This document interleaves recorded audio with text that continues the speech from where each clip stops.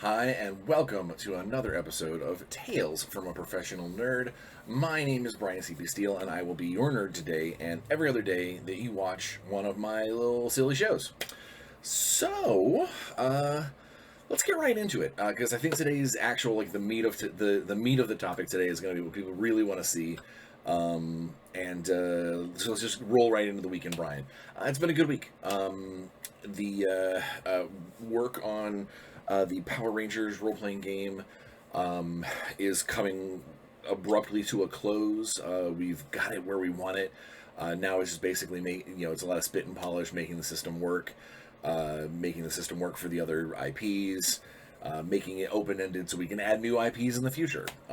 It's a work in progress, and it really has been. I've been overjoyed to work with Elisa Teague and TJ and Ryan and Ben and Paige and everybody and Eddie and Gabriel, and it's a great team that we've got together for those projects, and I can't wait for the role-playing game community as a whole, not just the Power Rangers community and not just the Transformers community, but the role-playing game community as a whole, to see the system that we've built.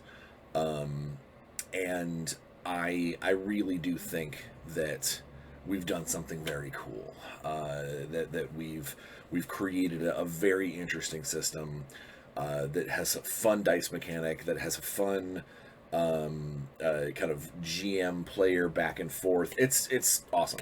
So I can't wait for you guys to see that. But there's no rest for the wicked. So even though my work part, my design part of the Power Rangers game is that main book is done, I hit the ground running. I'm already starting to work on the next project for Renegade, and getting some spycraft in. And this week has been very big for Warzone. We had been discussing a lot of playtest stuff, a lot of little tweaks here and there to kind of perfect our system.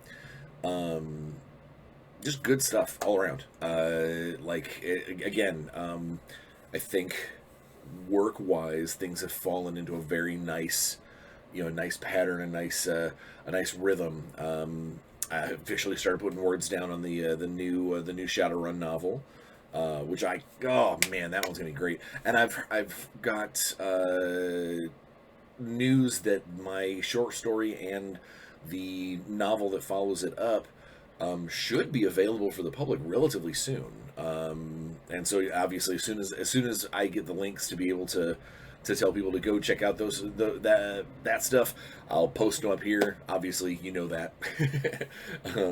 Shameless plug. But also, I really want people to read those stories and hopefully enjoy them, and tell their friends and get them to read them and hopefully enjoy them, and so forth and so on. And everybody wins. So last week I mentioned that I got that I was gifted by a fan, by one of you guys out there, a 3D printer. I've been playing with it all week. While it is not perfect, and I know that I've wasted a lot of resin making mistakes, and kind of the learning curve on some of the things is pretty heavy. That being said, I'm getting there. I'm figuring it out. It's a process. In fact, I've actually had 4 failures today for the same project again and again and again, and I think I know what's happening. It's just a lot of wasted resin, and it's a lot of annoying things. But I will say, so this is the first thing that ever came out of the printer. It is the test device, the way that it creates this little doohickey, and it's got, I don't know if you can see inside. It says any qubit or any cubic photons. That's the type of printer I've got. But what I find is interesting, and I'll explain this to you if you've never seen what a resin printer does, is that it's got a plate. We're going to use my phone as the plate. It has a plate that sinks down into a reservoir of the liquid resin, and then from underneath, through a clear panel, there are microscopic like LED UV lights, little pinprick lights, that specifically do like a micron layer at a time. And so the platform raises. You're effectively printing everything upside down out of the vat. It's pretty cool. It's fascinating to watch. It takes a very long time. Like your average print takes at least an hour, if not like an hour and a half. And some of the larger things, each piece might take an hour and a half to 2 hours. My largest thing that I've done so far was for a side project that shall not be named, but it was a kind of a big artillery piece that took 5.5 hours, I think, to print, but totally worth it. Looks awesome. And so I did grab a few things as soon as I got the printer. My lovely wife signed me up for the Loot Studios basically fantasy package. Every month they come out with a scene. Like, here's the Hag's Swamp, and it'll have a tree and a patch of mushrooms and all these different things, but it'll also have heroes and villains and iconic like busts of characters and things like that are all part of this package, and they're all STLs that you just basically go onto the website and download if you've got access to them. Well, Natalie signed me up for that, and so I started hunting around in the ones that I have access to find kind of. I wanted to start small, and so what I started with initially is a little chest. Now, mind you, these are on my little painting things. So it's a little chest. And if you look at it, like, it's got significant detail. Like, the printer does not, it does a great job. The reason why this one is white is that it's actually black resin, but I primed it because I'm going to paint these soon. And then I thought immediately, what's the next thing that I should do after the chest is, well, that same package has the chest as a mimic.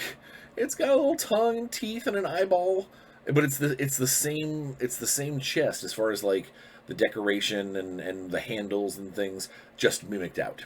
So I'm going to paint those together, and I think that's pretty cool.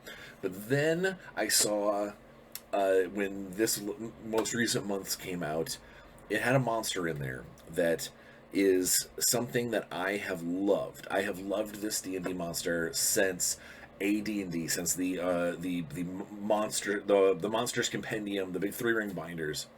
I have always loved this monster. It is one of my pocket favorites if I want to create a troublesome NPC that could be troublesome to the point of monster, or could be, influenced into being a hell of an asset. It's called a Spriggan, and I want to say they're Dutch in the mythology. I'm not 100% sure. They're either Dutch or maybe Germanic. But regardless, a Spriggan is basically like a little kind of, angry-looking tan gnome, forest spirit gnome. So here he is, all of his glory. Get that focus. Can I get that to focus? That'd be great if I could. It's not gonna. All right. But yeah, so it's this little bearded, balding, angry guy in a toga. In the mythology, Spriggans were basically like Fey guardians that you had to appease their temper. And in D&D, at least in old D&D, there was a set of monster stats, and I think there are now as well. I want to say that they've reappeared in some kind of supplement. If not, maybe I need to put one in one of my Lore Masters Guild. But a Spriggan is basically this little gnome size, kind of like a part gnome, part dwarf. Not quite like a full-blooded gnome will look at one and go, that's not our friend. That's not my cousin. They'll know that something's off. But your average person's going to look at him and go, oh, kind of a angry gnome. Well, Spriggans, when they're in their little gnome form, when they get upset, when they get angry to the point where there's just no backing down, they physically they like suck in all their anger, and they physically grow. They get bigger to the point where they become like ogre size. So it's basically a gnome that becomes an ogre when it gets totally ticked off. And this set of STLs came with a Spriggan in the little version and the ogre version. And I'm going to get real close so you guys can see him. The detail... I'm going to do that thing that people keep telling me if I put my hand behind it that it should help. I don't know. Maybe if I get real close. No. Alright, so I primed them so you guys can maybe see them better, but the detail on this printer and on these models is fantastic, and I cannot wait to paint these little guys. So I just wanted to show you a couple of things. I've got a couple other things that I've been working on. Again, I'm kind of frustrated. I had something really big that I wanted to show you, but it's failed like 3 times in the last 2 days. Wasted a lot of resin, so I need to go back to the drawing board and figure out what I've done wrong with that file and figure out how to make it work, so to speak.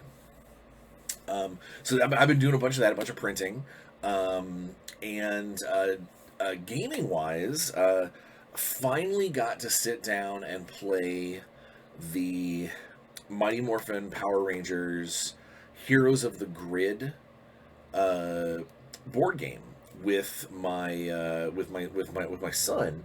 And although we had screwed up a few things, we messed up a couple of the order of things and how many of this asset we get because we're only playing a 2-player game, and how many times the monsters can attack, and so there was a few things that we didn't quite do right that we know better for the next time. So we died. The Power Rangers were definitely defeated, but we had a blast. We had a lot of fun with it. So if you actually do, if you're even remotely a Power Rangers fan, I would check out Heroes of the Grid from Renegade Games because it's super fun, and it's got a bunch of like kind of oversized miniatures that run around on the map and point out where the bad guys are attacking, where the monsters are, and it's really cool. I am looking forward to playing it the right way next time, and hopefully with more players. So there's that. I got what else? Oh, got to we played our D&D game last week. The one that I said had that really cool monster. Well, we followed them into the monster's den and located a bunch of like kidnapped children and this ghost that was kind of watching over the whole area. And while I was excited because now I've got my magic fists as my cat, my cat dancing monk, I never really got an opportunity to because the ghost jumped inside my body. I failed my save. I was possessed, and the remainder of the encounter, I got to watch as the DM beat up other players with me, and they gathered up and schooled me properly. Eventually knocking the ghost out of my body and eliminating it. But it was one of those things where I've never had a situation like that where I was like, well, I hope that my dude's not too badass because I don't want to kill the party when a ghost inside of me. So we had a lot of fun there. And then actually just last night we played the Curse of Strahd, which I do have to put a call out that we were giving, I mentioned last week that the Curse of Strahd game is hard. It is punitively hard.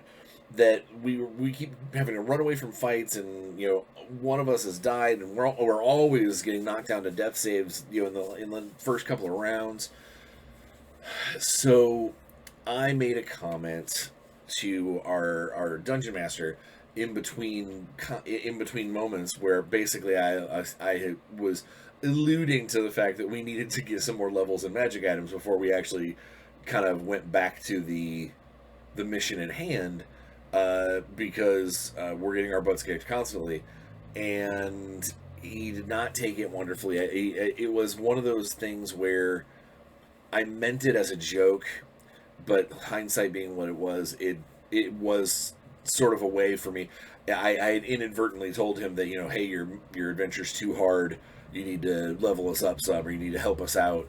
And you should never, as a player, tell your dungeon master what to do. You can tell them you're not having a good time. You can tell them that things are too difficult, whatever. But the last thing you want to do is tell them how to do their job, and then leave it open to possibly walk out of the game, leaving a hole because now the player characters, what happened to Steven or whatever. So that happened, but it was, I will say this, it was the first game that we had leveled in a while, and we got into a fight with a bunch of scarecrows, animated scarecrows, that while it was hard, and one of our members did get put down to death saves once, we managed to come out on top. We had just enough oomph to kind of get through it, and it was shortly after that we kind of started making the comment of, man, combats are a lot easier when you actually get experience, and that is what the DM kind of took to heart is, hey, if you're not having fun because you're not getting mad loot and levels, this might not be the adventure for you. Of which we explain that we're having a great time.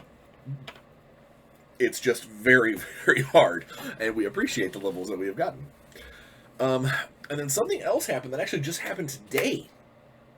So I'm going to, here in the next couple of weeks, I will be doing an entire episode dedicated to it. A while back, and by a while, I mean like 15 years a while, there was a role-playing game setting called Crimson Empire.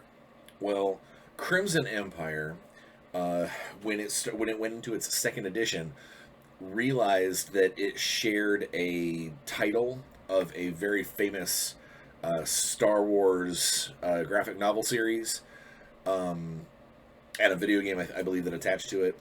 And so they changed their name to Cursed Empire by a company called Spartans Unleashed, kind of dreamed up initially by a guy named Christopher Loiseau. And that was about 15 years ago, and I did a bunch of writing for him because I loved the world. The system was very interesting. The magic that they used was crazy cool. So you had like runes, and you matched your runes up to create your spells. It was really, really cool. And I did a little work for him, but then things kind of drifted apart. I got into other gigs that took away all my time, and he got into other things that took away all his time. Well, about 6 months back, he reached out to me and asked if I could help him with a third edition of Cursed Empire. And I was like, absolutely. I love your world. I assume your system is going to be similar, probably just updated, not quite as crunchy. That seems to be the kind of the leaning that everybody's going to. And the conversation evolved, and it kept spinning and kept getting bigger and bigger. We started talking about board games. We started talking about fiction writing. We started talking about card games. And one of the things that Chris wants to do is he after purchasing the license, or the engine from me, not the license, I didn't own Cursed Empire, but after purchasing the card game engine from me, he's doing a Cursed Empire card game that is going to kind of go alongside his role-playing game to help sort of bolster both, to help bolster the world, to show, a ton of really cool graphics, and members and people who are already fans of the world or fans of kind of gothic horror settings, gothic fantasy, that hopefully that'll draw them in, and when he drops the Kickstarter for the third edition of Cursed Empire, that people will be already there will already be people that are attuned to it.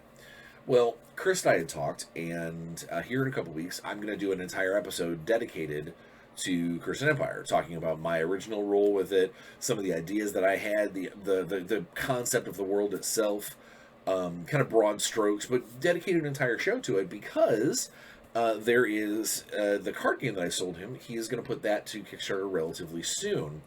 And we figured, good business will help good business. Well, one of the things that he did for me to be able to kind of show people stuff for the show, rather than just having a bunch of graphics to throw up, he went ahead and had one of the prototyping companies out there create. This is the Heroes of Thargus Cursed Empire card game.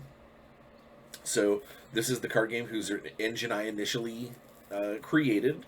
Chris did some tweaks to it to make it better fit his stuff, but I literally just got this in the mail today, and I want to take a second to take a look at how cool these cards are.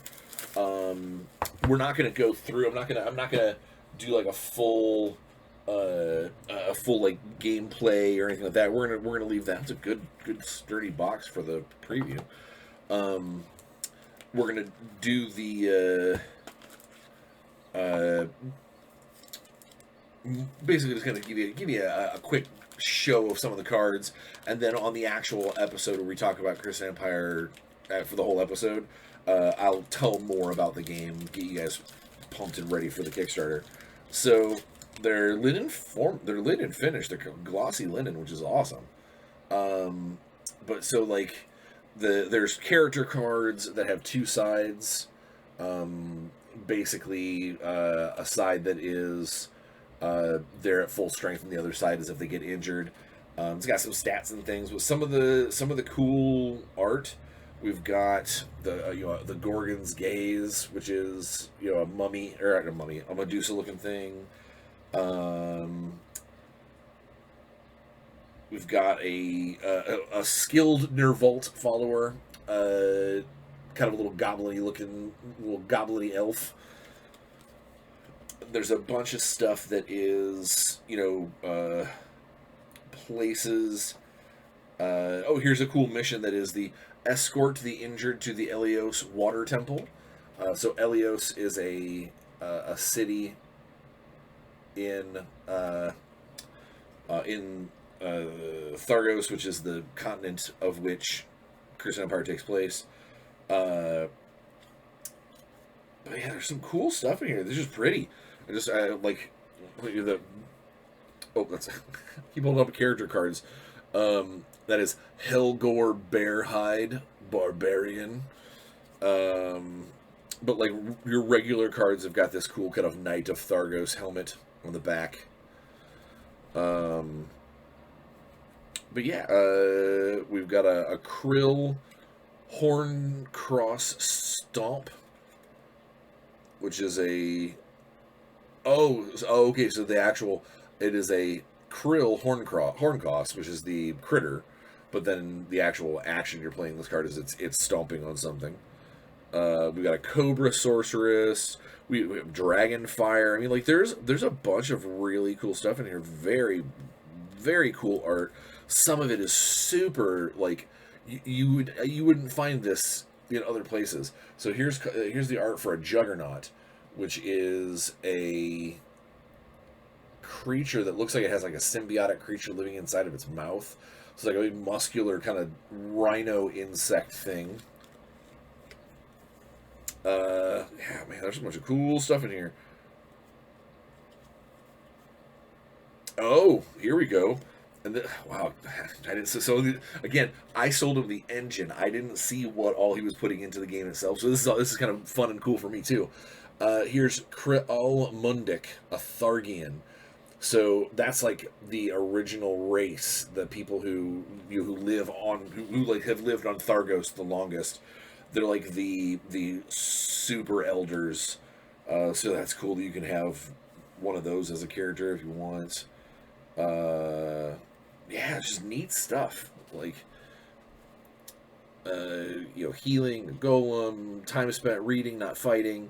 Just cool, neat things, man. Here's a mission to infiltrate Morgue City. Morgue is one of the southern. So there's a big in the world. We'll get into it when we do the episode. But in the world, there's a big north versus south divide, and Morgue is one of the big scary cities in the south that is run by these kind of savage cults called cults like warrior cults called the Darkoon. Yeah, no, very cool stuff. Very, very cool stuff. And whoever they got to do the actual like art, the new stuff, is really cool. It's a bunch of very, very cool stuff. I'm trying to see if there's anything that jumps out at me as, oh, this is perfect. All right, well, first things first. We'll put this back in the box. I'll open the other one. But yeah, no. So it was just really neat to see that these are the thing is made. Like it's always nice to see your dream real or having a dream realized or a product realized. Oh, here's a Darkoon. We have a Sword of Inzas, a Spider Darkoon Slayer. So you can see her real close. No, it's gonna fuzz in. Oh man, yeah. Very cool. You got Poison Masters, Scouts, a Swamp Dragon, which is you can actually play it as a this bad thing happens to your opponent. Yeah, so cool. So yeah, like there's just a lot of really cool art and things, and we'll, like I said, we'll go over it a little more and how the game plays and whatnot when we do the actual Cursed Empires, the Cursed Empire episode. But for now, just know that this is a cool. The cards are cool. It is definitely expandable. They can add more stuff in the future, and I'm assuming it's going to be pretty low price point, knowing the kind of box this size and the kind of niche feel of the game. But yeah, so that's awesome. That's really cool. I'm glad to get a chance to take a look at those, and honestly, hopefully, get to maybe play a game if I can get somebody to learn a new engine with me, because I know that there's been some tweaks made. But either way, super fun, awesome. Yeah, so that's been basically the week at Bryan. A lot of printing, a lot of working, a little bit of gaming, and a fun present in the form of the Heroes of Thargos Cursed Empire card game. All right, so what I did this morning, or rather yesterday morning, because you're going to be seeing this tomorrow, or if you're seeing this in a date a long way away, sometime. I don't know. I'm being silly. What I did is I put up a post on Facebook that said, for today's topic is going to be an AMA, and Ask Me Anything. And I put up a few rules so that way we would hopefully avoid dumb questions or questions that are designed just to make me mad, because there's a lot of people on my Facebook that know exactly what to do to poke those buttons, to push those buttons. So what I said I was going to do is I was going to just basically leave open the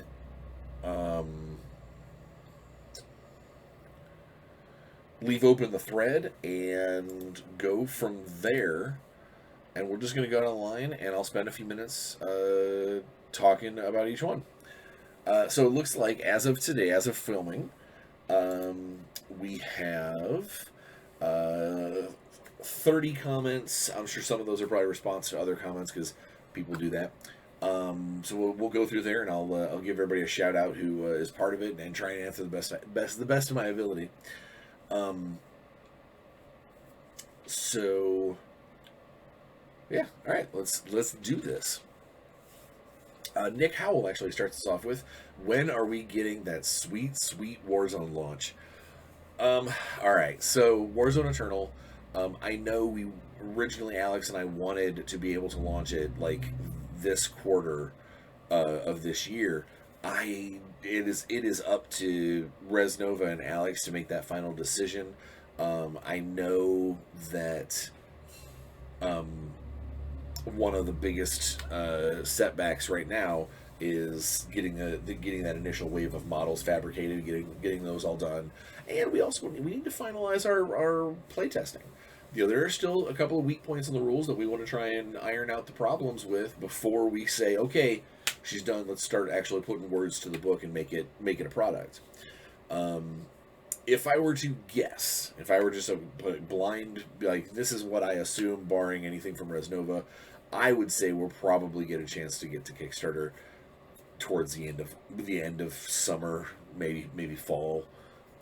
That's what I would assume. I don't know for certain, and that's just kind of a guess feeling. It's a guess feeling where we are in the playtesting and the creation and whatnot. Next question comes from Zach Moore. What was your inspiration? What drove you to be the best nerd/geek you could be? He goes on to say that he misses me from conventions and things, and I miss you guys too. Conventions they're so awesome. The conventions were my life for many years, and I miss them. But what was my inspiration? What drove me to be the best nerd or geek I could be? I don't know if I have a specific inspiration, if I have like a particular thing that makes me go, that's why. But I will say, growing up, I have always been, I've always been able to make friends and be part of multiple social circles and that, so like the whole ostracized nerd thing, unless I was doing it to myself on purpose, it never really affected me. I've never been one to let my personal stuff get in the way of me friending other people.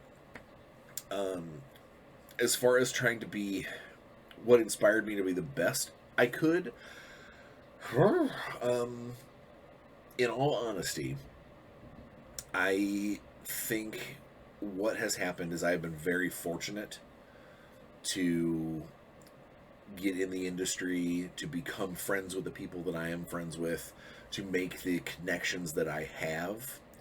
And there is always that little voice in the back of my head that says, you have lucked out this whole time. And that it's not skill, it's not talent, it's not, my experience.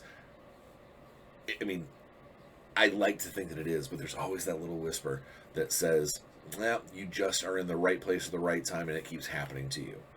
And in an effort to try and be the best that I can be, it's to prove that little voice wrong. It's to basically prove that little voice to say, hey, no, yeah, I was lucky to be in the right room at the right time to get started on this journey, but now people are seeking me out because of the skills that I have, because of the work that I've done, because hopefully, other people have said nice things about me, about working with me, and so forth and so on.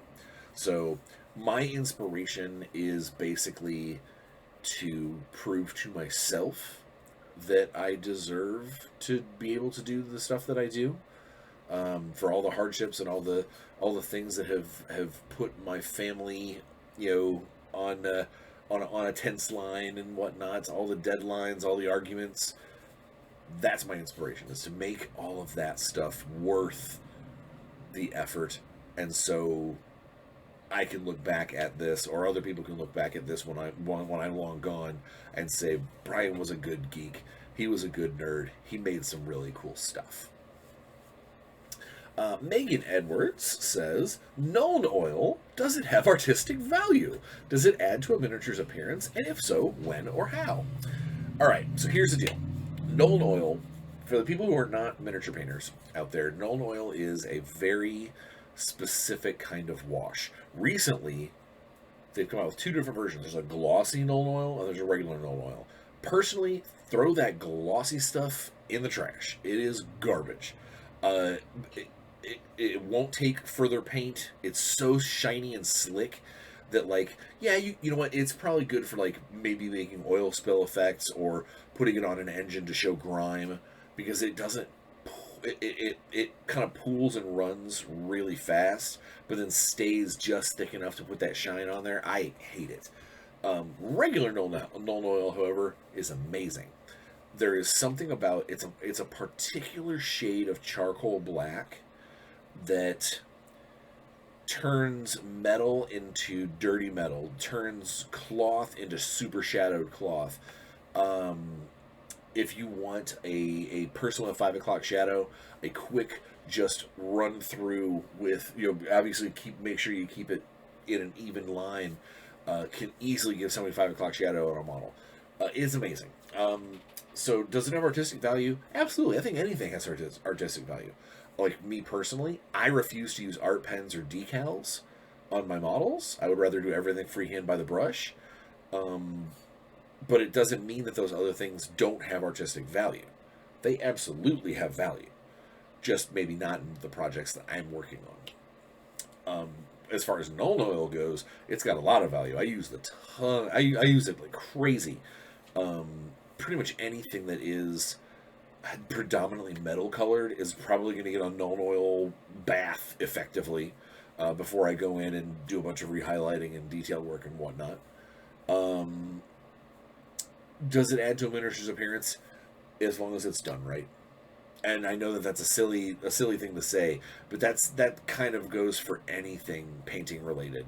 Uh, Anything you could find fuzz, like grass clippings in the yard and use those to flock a base, and someone could say that adds to the miniature's appearance, and you'd go, why, thank you, I used lawn clippings. It's anything can have the artistic value and power to change a miniature's appearance if used in a particular way. And as far as when or how, I've got models where I do it right on top of primer. I've got models that it's one of the last things that you do. Just totally depends on the circumstance. Just keep in mind that if you do a heavy Null oil wash, it's going to take a long time to dry. Maybe not on the flat surfaces, but down into the crevices and things. And if that touches paint, it's just going to go and start spreading. So, when and how, that's up to you. Is light hand, heavy hand, bath, dunk? Do you brush it all on? Do you only do individual pieces? When is it right before sealing? Is it after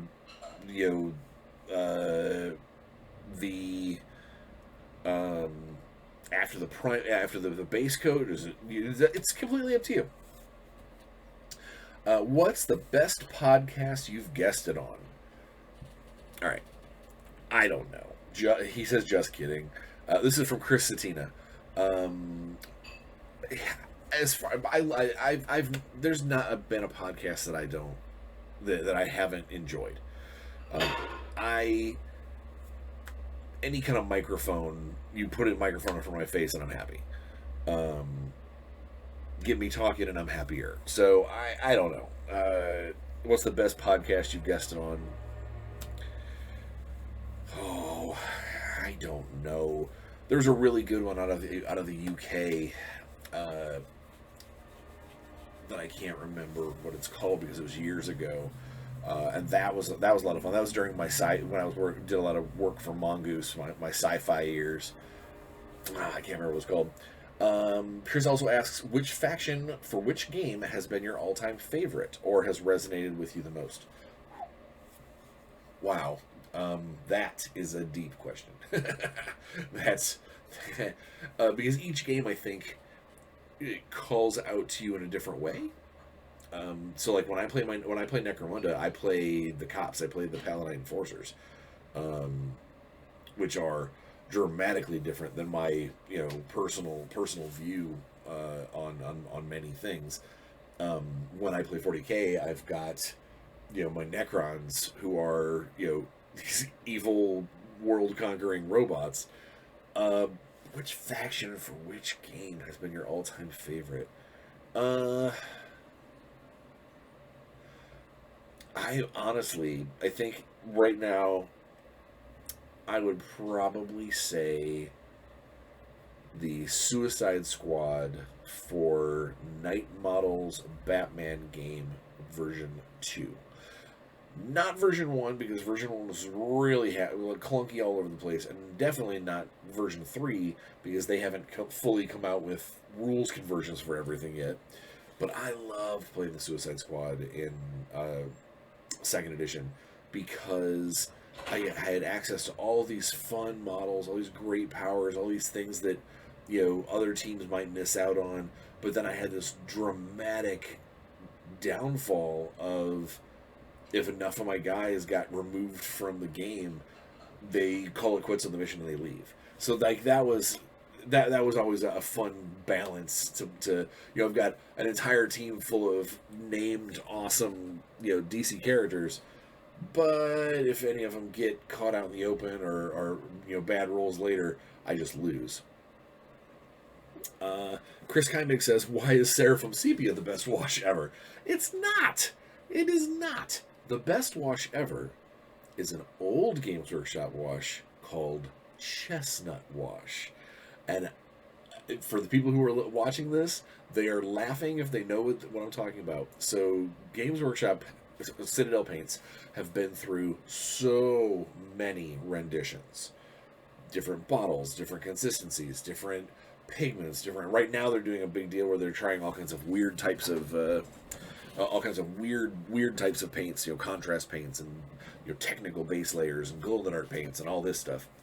But in the current line, Seraphim Sepia is a sepia tone wash that can turn ivory into old busted up bone. Any kind of white or off white, you can easily make it look like parchment. It's great if you get into a monster, getting into like the edges of their teeth to give them that sort of I never brush my teeth look. It is a really good wash. However, about 10 years ago, there was a wash that Citadel used to make called Chestnut Wash, which was easily the best wash that I've ever seen. It was chestnut brown, but it went on really well. You could control where it was going, and most models, even if you kind of accidentally slapped it on like too much, it didn't affect your blacks. It didn't really affect your blues all that much. But like your greens, your yellows, your colors that would be affected anyway would just pop with a good chestnut wash. So, why is it the best wash ever? Chestnut Wash is the best wash ever. Micah Moore asks, what is your favorite RPG character or NPC that you've created, and why were they your favorite? Wow, that's huge and deep, because I've created hundreds at this point. I would say my favorite character that I ever played was a street gutter Cockney urban elf pickpocket named Cricket, like the bug. And Cricket was a fantastic character in a game that was super thickly role played, and we got into all kinds of trouble. And over the course of that game's career, Cricket went from being a low-life con man pickpocket up to a kind of master burglar thief, all the way up to an assassin by the time that I stopped playing him. And then eventually he became an NPC in that world that we were playing in. That world's author started running a game, and he used Cricket again as a undead like pirate lord. That basically at some point Cricket got turned into a vampire and took over like a pirate fleet. It was very flattering for first off, to have your character be turned into that kind of thing. But it was awesome. And as far as NPCs go, oh my god, I couldn't tell you for the life of me, because I think every scene is worth it. Is worth its weight, and I've had lots and lots and lots of really cool scenes. So it's just a matter of picking one as your favorite. That's crazy. I couldn't do it. Gregoire Boys Blood says, what is your favorite genre of miniatures? What is your favorite family night game? And what would you like to develop as a game if money was limitless? All right, what is my favorite genre of miniatures? Oh, I like skirmish games that are larger than skirmish. So, whereas it's a game that's not quite to the point where you've got 100 models on a side or 50 models on a side, but I love games where it gets up to like 15 or 20, like a company where like one or two of your models are like big monsters or a tank or something like that. That's my favorite sweet spot. It is one of the reasons why Gregoire is one of the owners of Dust 1947. And it's one of the reasons why I like their game so much, is that it scratches most of the itches that I get from miniatures without being so in depth that I feel like I'm wasting an entire weekend if I try to get more than one game in. What is your favorite family night game? Honestly, there's a little card game, little known card game. I don't remember who makes it, called Flapjacks and Sasquatches. It's a silly card game where you are a bunch of lumberjacks trying to cut down X number of points worth of trees before you run out, or until the Sasquatches come steal your stuff. But we have a lot of fun as a family. We play that a lot. What would you like to develop as a game if money was limitless? If someone could just basically hand me a blank check and say, go to town, I would love to do. Money was no object. If money is an object, I would probably say anything that is comic book related. Just being involved. But if literally you could get anything you want, just a wave a magic wand and here's the bazillion dollars, I would love to develop a game that is based around truly gifted superhuman creatures, superhumans, but where it's not a leveling game, it's not a progression of character style game. It is more of a game that you are affecting the world with your superpowers, and when every time a character reaches 5th level, you basically start over as someone else from that same kind of mythos, someone connected for you. Whereas you're sort of picking up the story where this guy's story left off, but you don't necessarily have to follow in that guy's footsteps. I would love to see a fragmented storyline style game. Jake Krajewski says, "Why do you like Aquaman?" Well, that's easy. He's amazing. No, I've always loved Aquaman. He, even in the dreaded Super Friends era, where all he did was talk to fish, and be not useful most of the time. I always thought that he was an interesting character, and then when I got into the comics and found out just how deep and interesting this guy was, I fell in love with him. And the fact that he's got a movie now, and he's getting a second movie, and he's part of the Justice League, and you've got somebody who's super crazy strong like Superman, and real unbelievably tough.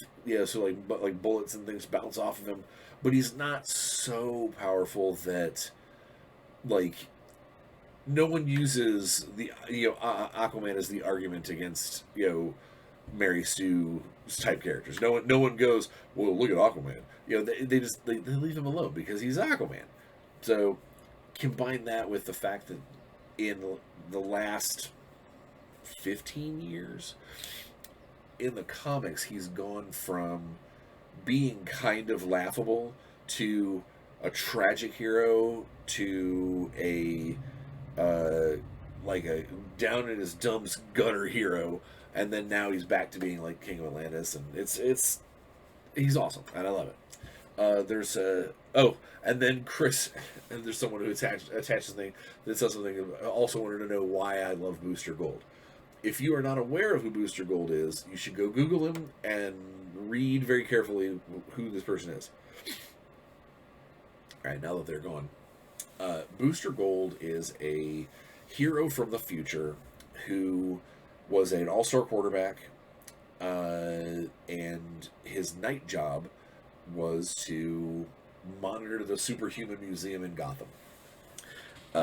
And so one night he realized that he could, with all of this knowledge from the 37th century or whatever, all of this knowledge that he has about villains and superheroes and places where they fight and all that stuff, he could go back in time using time travel technology from the museum. He could go back in time and be the world's best hero, because he would be there to stop the crime, because he knew exactly where it was going to be. He would be able to outsmart the intelligent people, because he already knows the answer to the questions. That's what he was. And I've loved him because he is what I think a lot of people would do if they like if you like walking down the street and you found a box full of superhero equipment, I think a lot of people would try and slap it on and be like, all right, let's try and be a superhero. And that's amazing to me. Combine that with the fact that I really dig kind of the outfit he wears, and then he hangs out with Blue Beetle. Jake also asks, what's your favorite IP and my favorite project I've worked on? Honestly, my favorite IP is anything to do with DC Comics. Because they didn't say specifically about things that I worked on. I love comic books. I love comic crossovers. I love just about everything comic book related. I take them very seriously. I do not like when serious comics take a silly turn. Just like I don't like when serious comics suddenly have a laugh track. What's my favorite project I've worked on? Man, it's a kind of a close tie because I really enjoyed being in charge of basically the entire Dark Age line and project for as long as I was, and taking it from a nearly failing franchise to a successful one felt really good, and it really did feel like I knew what I was doing. I had the rhythm. I had everything that needed to happen be happening. So Dark Age is probably my favorite. Is probably my favorite in that case.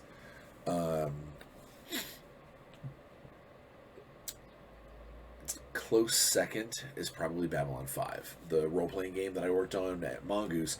I put a bunch of words into that world, and it really did feel it was really cool to work alongside the show, to know what's happening, to make sure that our facts check out.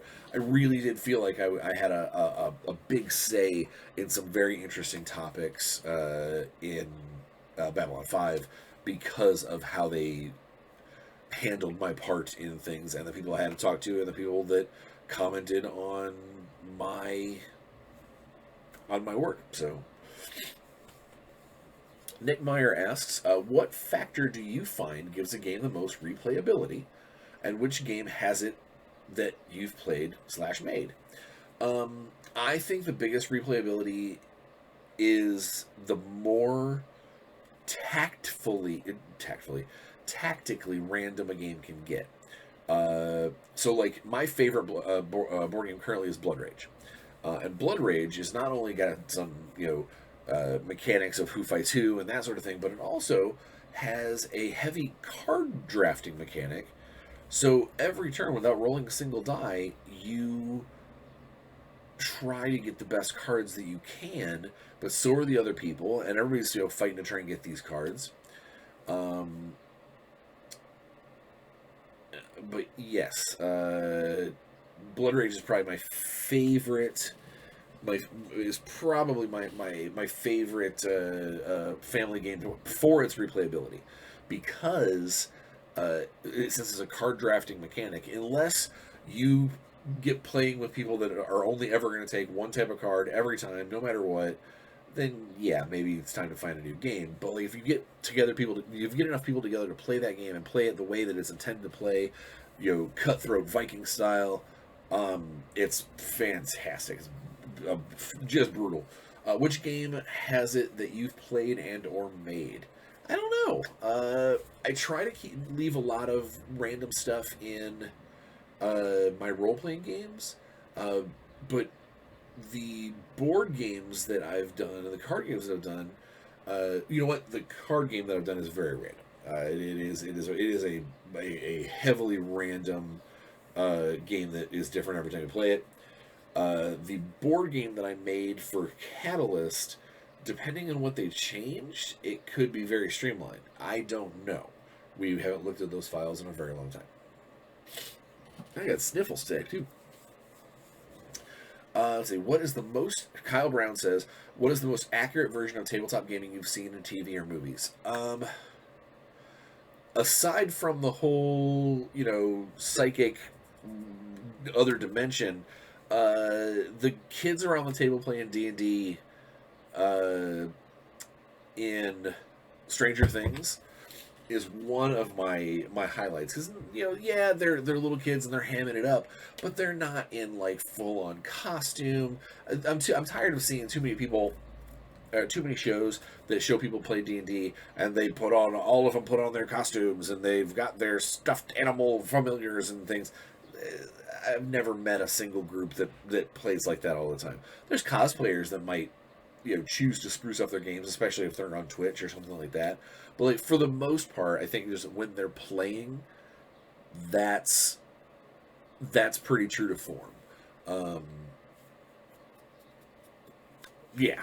So also, there's a really good scene in Freaks and Geeks, an old series that was discontinued, where one of the big stoners hooks up with the nerds for their D&D game, and it does not take long for him to realize how much he enjoys it, and that it's awesome. Let's see, what's next? Sir Carlos says, since today is National Grammar Day, is it okay to make fun of people that do not use question marks appropriately? That's up to you. If you want to make fun of people, if you need a reason to do so, why not make National Grammar Day that reason? Sure. Bethany Begas says, why did you start doing Tales from a Professional Nerd? Well, you know what? Go back and watch episode 1. I'll tell you all about it. No, I'm kidding. Honestly, I got kind of nudged into doing this as a way for me to fight a bout of professional-related depression. Simon had more or less discontinued Dark Age and Wrath of Kings, leaving me high and dry in the production team, and then eventually cut ties with me. And those first couple of months were really rough, with me not creating anything, no one really hiring me to do much, and debt just keep piling up. I was really kind of on the verge of a mental breakdown, and my wife said that, she's like, hey, why don't you do like some blogging or like a video journal or something like that? And I was like, you know what, I will. I'll give that a try. And that's how Tales from a Professional Nerd started, as a way for me to get the poison out, talk about things, possibly help others who find themselves in the same position that I was in, that sort of thing. And now it's evolved and turned into a fun show about gaming in the industry. But initially, it was a way for me to get things off my chest and talk about things, either gaming or not gaming, depending on which show you were watching. Because I was dealing with some pretty deep depression. Peter Rapiri says, would it be okay if I created a Tafapin, Tales from a Professional Nerd, drinking game so we can play along at home when we watch your weekly episodes? Pete, you do you, man. Just make sure whatever rules you do, put them up on my Facebook, or put them in a comment on the YouTube channel, and see what happens. I think that's great. If you could have any IP that doesn't already have a game to create an RPG of, what would it be? From Carrie Varner Faricelli. That's a great one. If I could have any IP that doesn't already have a game, that's the big thing. Because if I could have any IP, it'd be, give me Star Wars, give me DC, in a heartbeat. But one that doesn't already have a game to create an RPG, I would say, Into the Badlands. So there's a show on AMC for the last couple of years. It's done now. That was very high end, kind of Crouching Tiger, Hidden Dragon, wushu, kung fu, but in a very sort of apocalyptic, steampunky type society. It was amazing. It was an amazing show. Had just a trickle enough of magic to make it fantasy-esque, but you didn't have giant monsters or orcs running around or anything like that. If I could get the IP for Into the Badlands, woo, man, that'd be sweet. All right, Ben Fail says streaming services released weekly episodes versus a day one drop of all episodes. Which do you prefer? Oh, um, God, I'm gonna say on a streaming service, I prefer the full drop. Because I can watch them at my own leisure. I don't have to try and remember when they come on.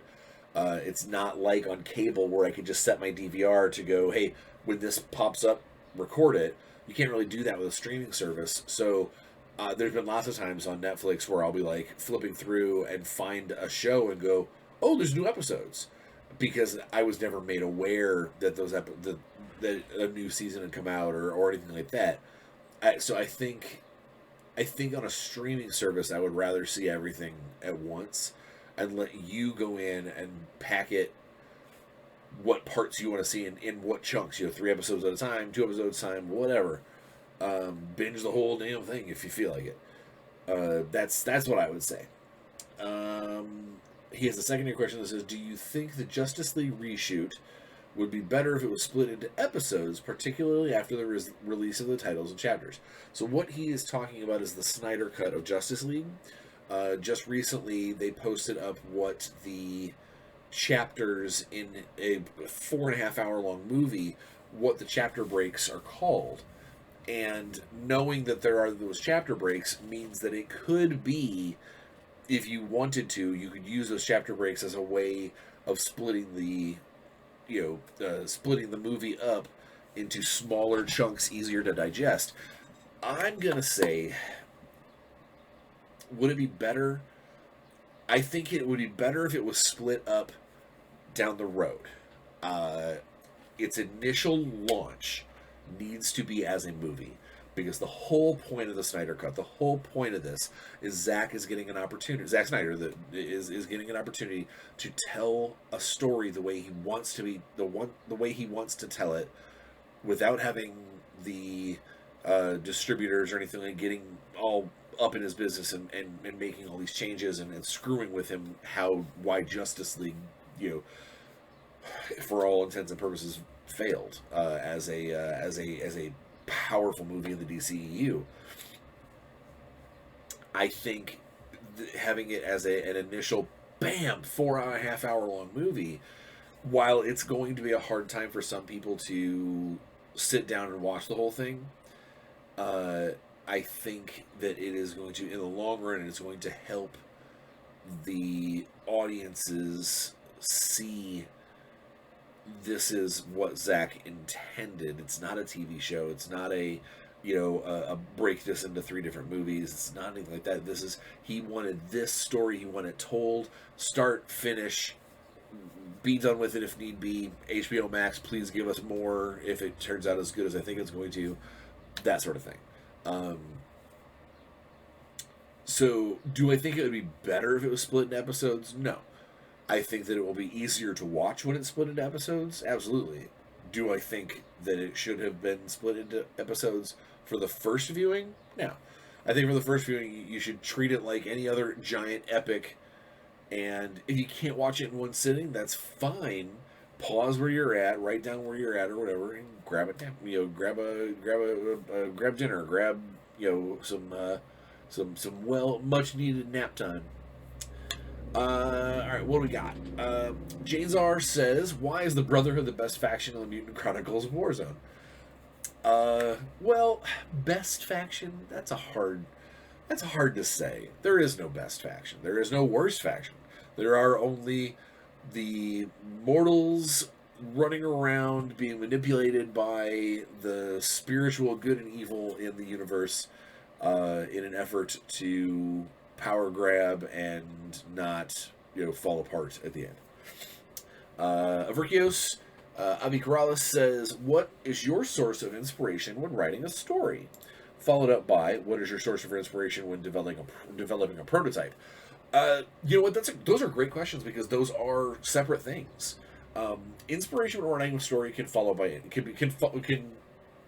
come from anywhere, literally, and I mean that. There have been times where I'll see something, a scene transpire, in a grocery store, or walking down the aisle in the supermarket, see a magazine cover and it's got like a particular picture on it, or watching a movie and a commercial, or watching TV and a commercial comes up and I go, oh man, you can draw inspiration from anywhere if your mind is open to them. The difference is, where you have to be careful though is there's a difference between drawing inspiration and stealing someone else's dialogue and concepts. The point is to be like, oh man, that's cool, and I want to make my own version out of it. It's one of the reasons why I've got the note function in my phone open constantly, is because I never know when inspiration is going to strike, and if it's an idea that I go, oh, that'd be such a great scene, or that'd be a great character, I'll jot it down on my notes, and later on go back and check them out. What is your source of inspiration when developing a prototype? So when it comes to designing a new game, honestly, it is nice to have a little bit of groundwork from the client, from whoever's, rather than just saying, make a game, which is fine. There's nothing wrong with that. I would much rather have that client say, make a game and keep it to 15 model suicide. Go. Or we want it to be heavy close combat, so please don't make everybody, with assault rifles or whatever. You get to adapt to that. And as far as the inspiration goes, similarly to the first part of this, or the first question, is you can't really determine where inspiration is going to come from. It's just at some point you're going to look down and go, "Oh, I've got a plant. I've got a token, or I've got a whatever. Whatever you're using for inspiration." You'll know that you've got that in your corner, and then hopefully you'll earn it back once you use it. Let's see. Alfie Warzone says, what game or IP you have created or contributed to would you like to live in, and why? Wow. Oh, man. Would I like to live in? I don't know. Most of the things that I've written for are dark dystopian. I don't want to go. You know what? I think if I had a choice, probably I wouldn't mind living in Babylon 5 times. I know that there's a lot of war and there's a lot of things, but that's going to happen anywhere. It would be neat to meet a bunch of alien races. It would be neat to see them grow up and help out with their trials and tribulations as much as possible. But so I'd probably say the Babylon 5 world would be a lot of fun to grow up in. Kyle Brown asks, have you ever played or GM'd when someone had a character that made people uncomfortable at the table? Yes. Sadly, I've also been the character at the table that has made people uncomfortable and not realize it. It is one of the things that I know a lot of people are very social justice warrior, like they're using that as a pejorative when you're like, hey, let's not trigger people at the table. But I remember a time when I was I was much younger, and it was in a vampire game, and I chose to really kind of push up the visceral to 11 by what my character was doing. And one of the other people at the table was like, do we need to hear this? Do we have to know all these details? Why is Bryan going so deep into detail on something that no one cares about? And that's kind of where it hit. It was like, what, I am spending a lot of time detailing these actions and telling you all the gross details, but at the end of the day, you guys are the ones that are solving. You're solving all the riddles, all the puzzles, and getting to the end. I have also been at a table where someone had a character that was disturbingly racist, and there were quite a few times at game where you kind of had to take a second, pull back, breathe, and go, okay, he is just playing a character. This is not real. This is not what he is. This is not what he is intending. This is not what his brain power is. Really kind of set it aside and go, man, racism is stupid and awful. I'm glad that I don't generally let it at the table. D. Ramsey asks, how did you get into writing RPG books and wargaming? Um, and says, and can you do the video as a Centauri? Well, as a writer and in the time of the great Centauri Republic. No, okay, I'm not going to do that. However, what I will do is I will show you a picture of me as a Centauri that I went for Halloween right here. Pretty cool, huh? I was a blonde Centauri noble. Um, Also, it was many moons ago. But how did I get into writing RPGs and wargaming? Honestly, I always wanted to be a writer. I wanted to be a writer since I was in elementary school. In junior high, I started writing for our school, like pamphlets and magazines and things like that. I got a couple of my stories published in like our local like a local gazette kind of thing, and then leaving up through into high school and college, I started working for fanzines and things. I always wanted to be a writer, and how I got into writing RPGs and stuff is I'm a gamer, so you write what you know and you focus on the areas that you're in. So wargaming and RPGs and stuff, that was what that was my life. I've been a gamer my whole life, and so when I had the opportunity to put my mind to those sorts of things, that's where I came up with. It started out as, the guys who used to run the LARP that I played in for many, many years, of a vampire LARP that turned into a werewolf LARP that turned into so forth and so on. Is the long-standing joke for many of our friends is no, they won't let you play one of those characters, but they will let Bryan Steele play that character once he writes the background to show them how it works. Because that's what I would do, is I would take a character concept and go, man, I really want to play this. I really want to play one of these guys. And I know that they said they didn't want one in their game, and that it was going to be a problem, and it didn't, and they couldn't see how it would fit in. Well, then I would sit down and write like a little 1,000-word backstory on how exactly that character fits in with their greater story, or how that character fits in with the local area, or anything like that, and hand it into them. And 4 times out of 5, they'd look at it and be like, I really didn't think we were going to add a sea elf to this changeling game that's based on land, but I see here how you've made that work. All right, let's do this. Let's give it a shot.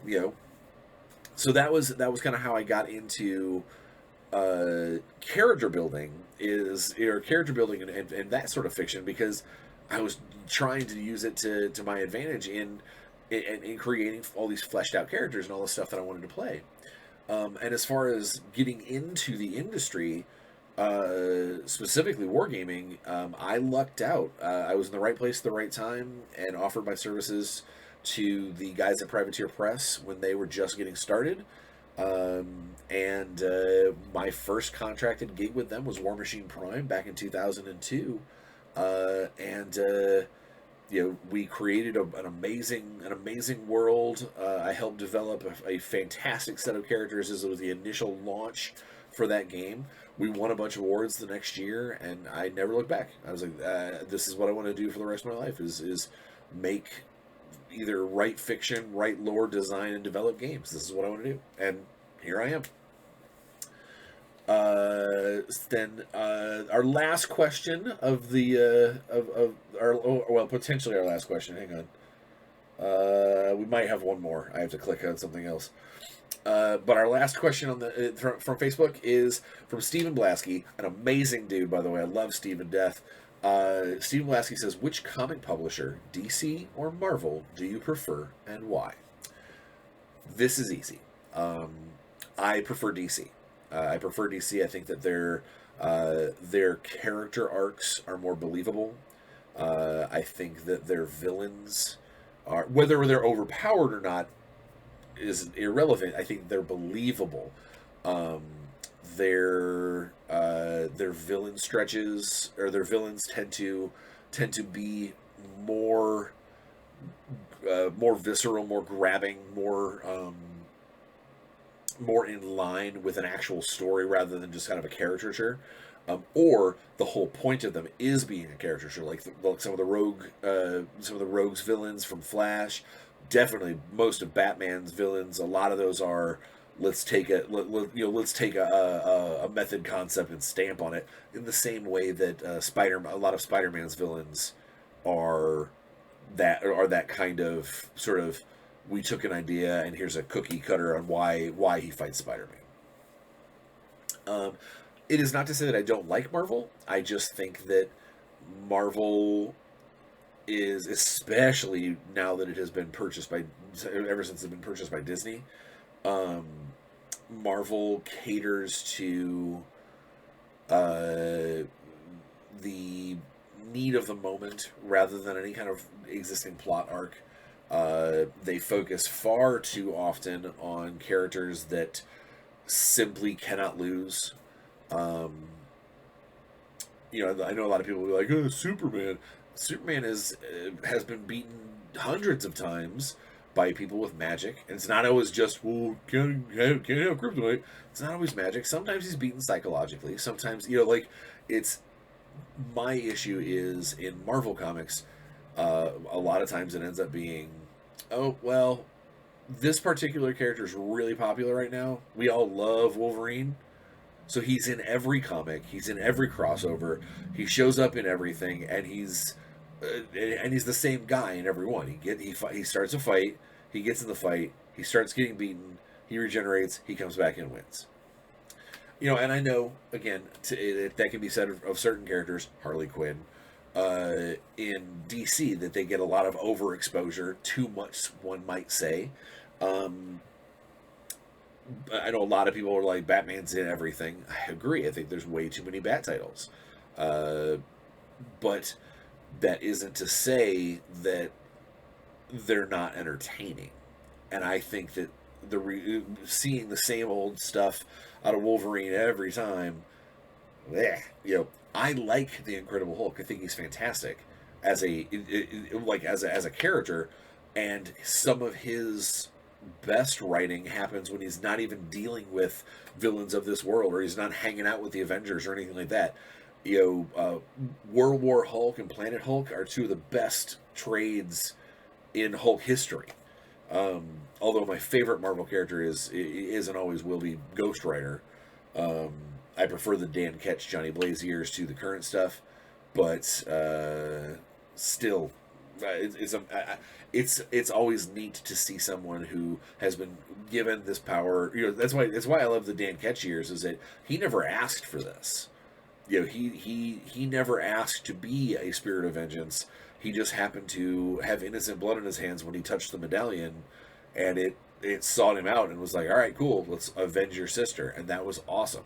He that's a great origin story. It's not so deep that you question it, and it is just a solid, you're a spirit of vengeance because your sister died in your arms and her life's blood was on your hands when you touched the bike in a junkyard.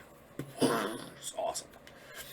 But I do believe that I think that DC, even some of their weirder, dumb characters from the early years, are leagues above in development than the things that Marvel uses as the same kind of filler.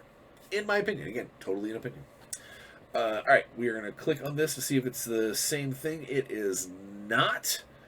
So yeah, that would be the end of my Ask Me Anything. So I mentioned in my Ask Me Anything there's going to be a prize. A prize!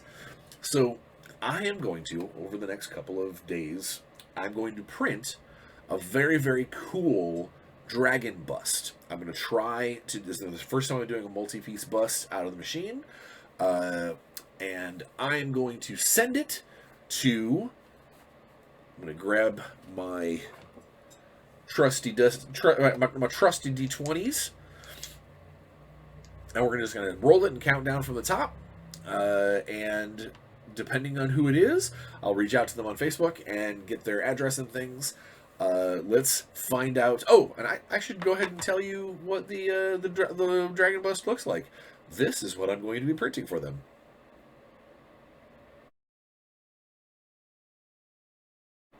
Isn't that cool? It's so rad. I kind of want to make a second one, but I mean, I guess I can. I have a 3D printer. I can do that now. But I wanted to say thank you to the audience members out there for participating in the AMA, and thank you for whoever sent the printer. I want to thank them because this is awesome. It's a neat new thing for me to expand my geekery. My professional nerdism has gained a level. Ding. But now I'm gonna roll my little Rick and Morty die here, and we're gonna find out who wins the Dragon Bust. I have rolled a 14. So 1, 2, 3, 4, 5, 6, 7, 8, 9, 10, 11, 12, 13, 14. Bethany Beakus. Bethany, you win. You win. So I'll have to reach out and get your address and send to you the Dragon Bust. How cool is that? You won something just by asking a very cool question. How neat is that? All right, so now that that's all said and done, thanks for sticking with me and listening to the show and listening to my crazy questions. Please, everybody out there, stay safe, wear a mask, get vaccinated if you can. Wait for, as soon as you can, sign up for it, get it done. Let's get out there. I want to have conventions again. I want to have game days again. I want to be able to do stuff again. And I want people to stop dying. That's also a plus. All right, so you know how it is. Go out there, have a good time. Please, please, please be safe. But don't stop. Don't stop never stopping? No. Don't stop taking time out for yourself and play some games. We'll see you next week.